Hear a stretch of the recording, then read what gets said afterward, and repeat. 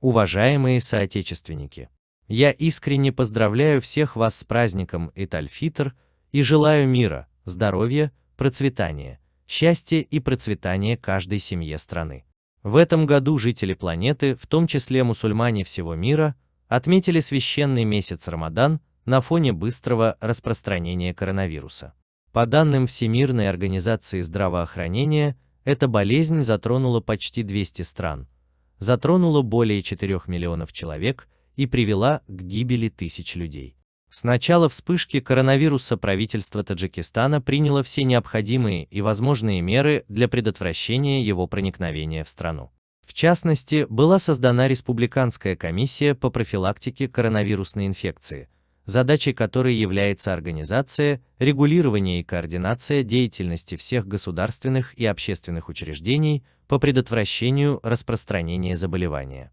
Но, к сожалению, несмотря на все принятые меры, эта болезнь также появилась в нашей стране, и на сегодняшний день в результате погибли десятки наших соотечественников. Накануне Ид-аль-Фитр я выражаю глубочайшие соболезнования всем тем, кто потерял своих близких, и желаю им терпения от Творца. В своих недавних выступлениях я неоднократно призывал народ Таджикистана обеспечить, чтобы каждый гражданин страны, чтобы защитить свое здоровье и здоровье других людей дома, на работе и в общественных местах, подчинялся правилам охраны здоровья и безопасности со стороны Министерства здравоохранения. Социально рекомендуемое население строго следует решениям Республиканского комитета. Следует помнить, что соблюдение чистоты, то есть правил личной гигиены, является не только важным условием защиты здоровья, но, согласно исламским учениям, является одной из важнейших моральных добродетелей каждого мусульманина. Наши дорогие соотечественники хорошо знают, что ислам, как религия просвещения и нравственности, прививает идеи гуманности и гуманизма, хорошего общения, любви и искренности с семьей, родственниками, соседями и соседями, а также соблюдения братства и доброты с друзьями и коллегами. Кроме того, сострадание и помощь сиротам и инвалидам, больным и погибшим, а также бедным семьям, относятся к числу дел, соблюдение и исполнение которых в учениях святой религии ислама считаются достойными похвалы и добрыми делами. Недаром наш великий народ говорил, что благословение ласки сердца и нуждающихся больше, чем добродетели великого хаджа. Предоставление Ид-аль-Фитр нуждающимся и больным также имеет много благословений. Щедрость и доброта к сиротам и больным, которые смотрят на нас с вами во время праздников, это человеческий и исламский долг каждого ищущего Бога и гуманного человека. Воспитание праведных, хорошо образованных детей и пропаганда науки и знаний также являются достойными делами каждого здравомыслящего и благочестивого человека. Священная религия ислама придает большое значение этим вопросам. Фактически, с первых веков распространения ислама ученые и великие сыны таджикской культурной и цивилизованной нации, в частности великий имам и имам Бухари, внесли уникальный и беспрецедентный вклад в толкование и распространение гуманистических, просветительских и культурных идей. На самом деле, сохранение света просвещения и воспитание поколений в духе поиска науки и знаний было одной из важнейших основ учения наших великих предков. По словам ряда писателей хадисов, пророк ислама высоко оценил интеллект наших просвещенных предков и сказал в интервью: «Если бы в Сурайо была наука, ее получил бы народ Персии». Благодаря усилиям таких великих людей нации, во время саманидов были построены библиотеки, и каждый студент и просветитель считал обязательным освещать науки того времени. В то время изучение светских знаний наряду с религиозными науками стало традицией, в результате чего десятки гениев мировой науки и культуры выросли среди наших предков в течение следующих 2 или 3 веков. Другими словами, поиск науки и сохранение жизни таким образом давно укоренились в институте нашего народа.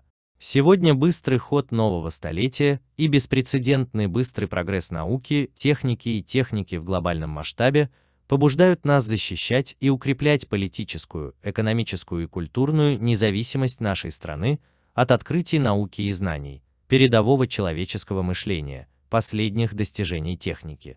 Максимально использовать информацию и общение. Потому что без высокого политического и экономического образования, широкого современного мировоззрения, передового технического и технологического мышления, высокого уровня знаний и знаний иностранных языков трудно и даже невозможно идти в ногу с процессом глобализации. Вот почему в своих встречах и выступлениях я всегда подчеркиваю необходимость поддержки науки и образования и развития науки и техники. Коронавирусная болезнь показала, что у нас все еще много проблем в этой области, особенно в области обучения, предоставления современного медицинского оборудования и лекарств. Поскольку мы считаем себя наследниками Великого Синая, мы должны устранить эти недостатки как можно скорее. Прежде всего, давайте решим проблему нехватки квалифицированных кадров. Уделять немедленное и приоритетное внимание производству медицинского и фармацевтического оборудования, чтобы мы не нуждались в других. Поэтому верный и гуманный долг каждого благородного человека Родины и просвещенного мусульманина состоит в том, чтобы выполнять свой священный гражданский долг наряду с выполнением своей религиозной миссии. Другими словами, мы стремимся к прогрессу и процветанию Таджикистана, защите независимости и закреплению его достижений, прежде всего мира, политической стабильности и национального единства, которые являются нашими главными достижениями, а также поддержки науки, образования и подготовки кадров, в том числе высококвалифицированных специалистов. Сосредоточиться на здоровье. Я также хотел бы воспользоваться этой возможностью, чтобы еще раз выразить свою благодарность всем врачам и сотрудникам медицинских учреждений, которые в такие трудные времена добросовестно и преданно служат народу Таджикистана днем и ночью в своей профессиональной клятве. Чувствительная ситуация в современном мире настоятельно призывает нас не терять нашу национальную честь и достоинство, высокое чувство патриотизма, самопознания и национальной гордости, прилагать разумные усилия для укрепления безопасности государства и общества, а также всестороннего процветания и прогресса нашей любимой Родины. Конституция нашего независимого государства гарантирует нам все права и свободы, и мы должны жить и работать только на его основе. Потому что во все времена несоблюдение закона парализует ветви власти и основы государства, последствия которых очень трагичны. В этой связи я хотел бы подчеркнуть один момент.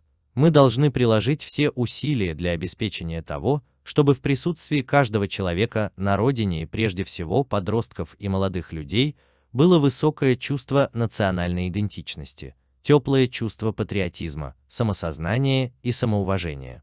И безусловное соблюдение закона, решительная решимость создавать и украшать Родину, стремление к науке, образованию и просвещению в интересах прогресса и развития нашей страны. Поэтому каждый из нас должен направлять своих детей на путь науки и образования, овладевать профессиями и навыками, искренней любовью к земле предков и верным служением Родине, а также мобилизовывать все возможности в своем современном образовании. Наша главная цель в провозглашении 20-й годовщины изучения и развития естественных, точных и математических наук состоит в том, чтобы заинтересовать подростков и молодежь в изучении точных наук, формировании и расширении технического мышления населения и таким образом обеспечить прогресс нашего общества и государства.